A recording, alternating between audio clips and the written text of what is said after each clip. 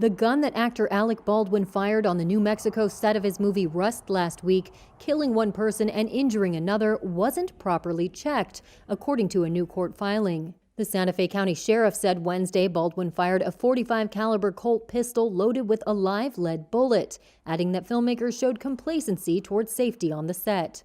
The accidental shooting killed cinematographer Helena Hutchins and injured director Joel Souza. Sheriff Adon Mendoza said it appears the same bullet struck them both.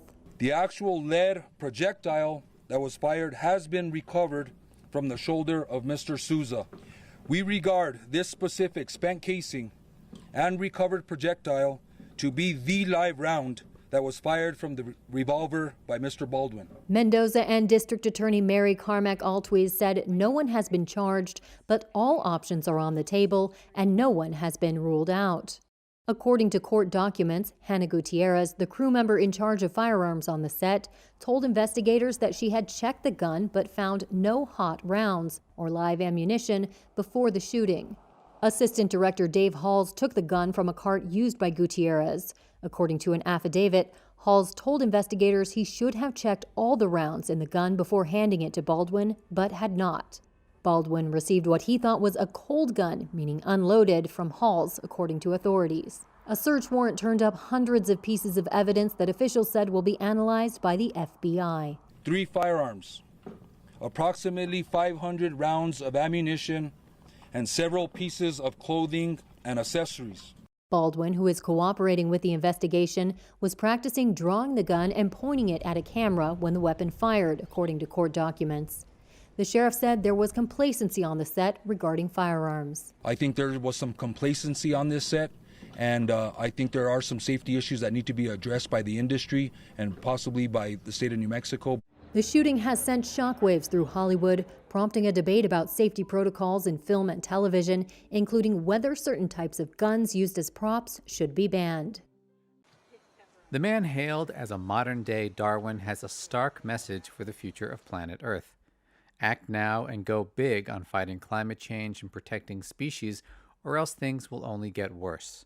Much worse.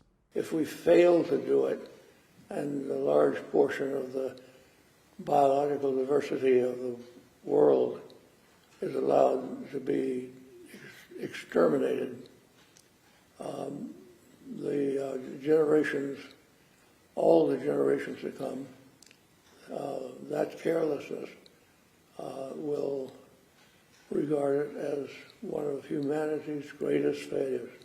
Alongside Sir David Attenborough, Edward O. Wilson is considered the world's leading authority on natural history and conservation. The 92-year-old Harvard University naturalist has called for setting aside half the planet as a nature preserve, and in an interview in Boston with Reuters, he said that despite our differences, humankind is not too polarized to save the planet. If we just take a little bit of care and measure what we will achieve in saving the rest of Earth's biology by setting aside more space than we have in the past, it'll be one of our humanity's proudest achievements. Today's species are going extinct at a rate not seen in 10 million years, with around 1 million currently on the brink. To limit the loss, the United Nations has urged countries to commit to conserving 30% of their land and water, almost double the area currently under some form of protection, by 2030. The so-called 30 by 30 target is in part inspired by Wilson's Half Earth project. First outlined in 2016, it calls for protecting half the planet's land and sea so there are enough diverse and well-connected ecosystems to reverse the course of species extinction. Now living in a retirement community, Wilson, who continues to write and is working on a book about ecosystems, is still optimistic humankind will do the right thing. If we don't, he says, the slope of human history will always be downward. Saving the planet from falling into the kind of downward spiral Wilson warned about will be the aim of COP26, the UN climate talks starting in Scotland on Sunday. It may not always look like it. Some parts are muddy and shallow, but the Parana River is South America's second largest. It moves through Brazil, Paraguay, and Argentina before reaching the Atlantic Ocean. It's a vital waterway for commercial shipping and fishing, provides drinking water to millions of people, powers hydroelectric plants, and supports rich biodiversity. But the river is in trouble. Hit by cyclical droughts and dwindling rainfall, made worse by climate change, the river has retreated this year to its lowest level since its record low in 1944, with massive implications for all who depend on it. Like Argentine fisherman Gustavo Alciras Diaz, who says more than his livelihood is at stake. Many fish have died because of the dry river. They got trapped and died. When everything dries, the water is lost. We use that water here. We use it, it gets processed so as to make it drinkable. But when the water is lost, we have to go to the city and look for water over there.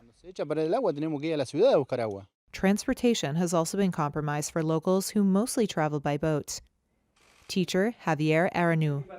The issue of the river drying is complicated for all of us. It is especially complicated for the children in getting to school because they do so by canoe or boat. And at the moment, when the river has dried up, it is impossible for them to do so. So for this reason, they are arriving on bicycles or walking, and for some students, it is so complicated that they can't get here because it's too far away. The part of the river where they are coming from has dried up, so they are not able to come. And South America has taken a financial hit. Argentina has lost about $620 million in soybean meal and soy oil exports alone due to transport problems caused by lower river levels, according to experts. There's more. Lower water levels have contributed to a spike in wildfires, with people in river island communities losing homes and livestock. Despite some rain this month, the longer-term weather forecast is not encouraging, with only average or below average water levels predicted into 2022.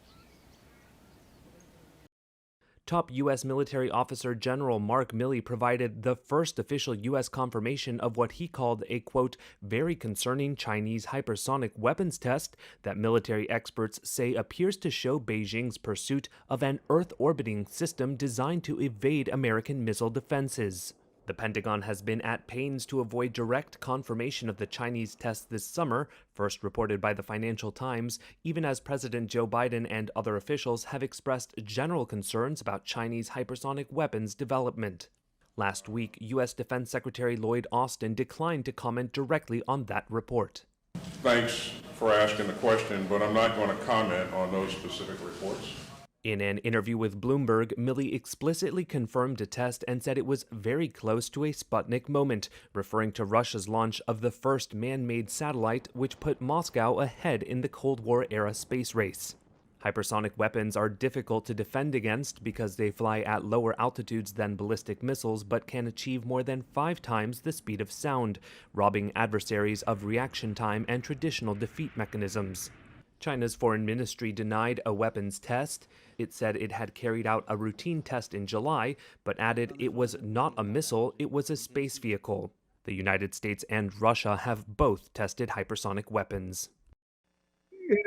I get to be me, every sense of the word. I mean, it's an exciting moment. For me now. In a groundbreaking moment for LGBTQ people, U.S. Navy veteran Dana Zim became the first American to be issued a U.S. passport with an X gender marker designed to give non-binary, intersex, and gender non-conforming people a marker other than male or female. You can't stop us anymore. You can't deny who our existence anymore. This is it. We're here. The State Department, without naming Zim, who is intersex and non-binary, confirmed on Wednesday that the first passport with an X gender marker had been issued. Civil rights organization Lambda Legal announced its client Zim was the recipient. And it says sex X, United States of America. Zim's attorney Paul Castillo applauded his client's perseverance during what was a 6-year legal battle. Secretary of State Antony Blinken had announced in June that the X marker would be offered as an option on passports. The U.S. follows other countries, including Canada, Germany, Australia, and India, which already offer a third gender on documents.